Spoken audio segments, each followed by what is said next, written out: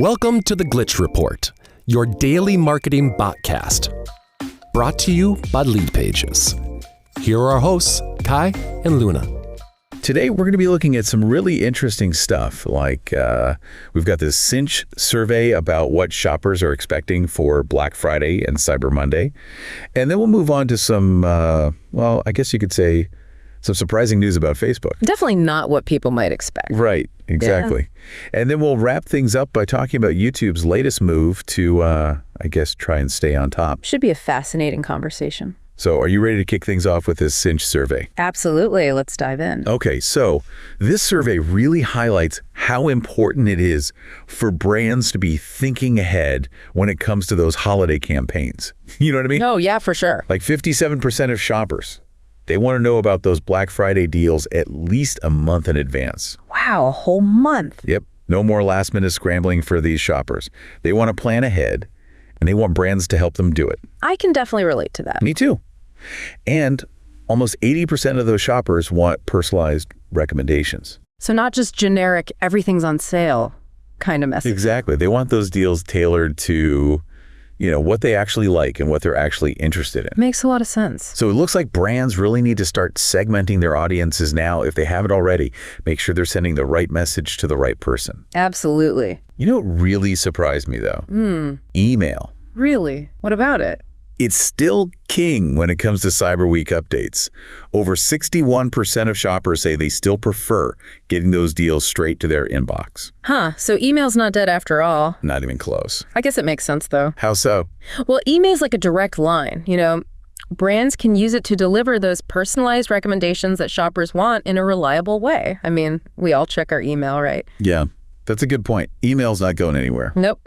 So brands really need to be thinking about how they can use both email and social media together for their holiday campaigns. Totally. And it's not just about sending out emails and hoping for the best.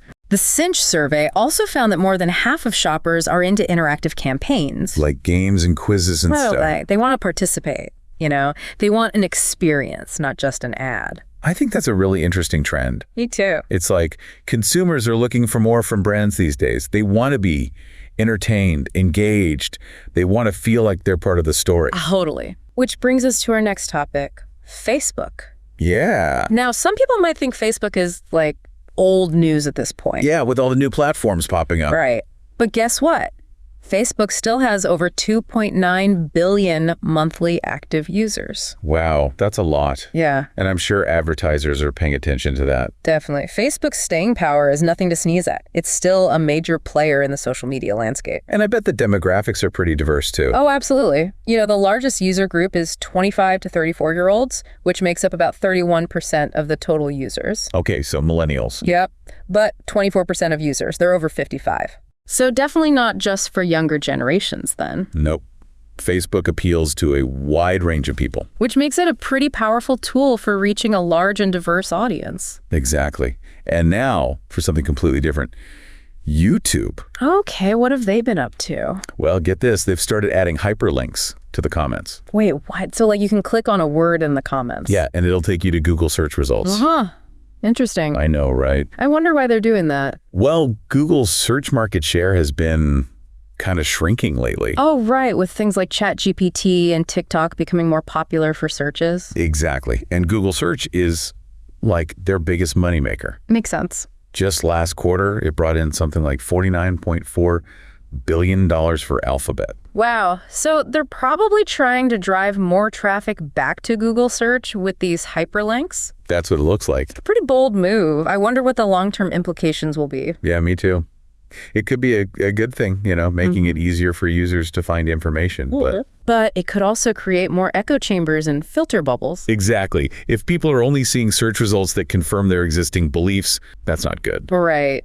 And this move could also give Google even more control over the online information landscape, which is, you know, something to think about. Definitely.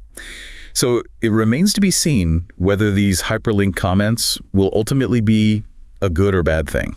I mean, will they help us find more diverse perspectives, or will they just reinforce what we already think? It's definitely something we should all be keeping an eye on. I think so too. And we'd love to know what you think. Let us know your thoughts on YouTube's hyperlinked comments and any other insights you glean from today's deep dive. Thanks for listening, everybody.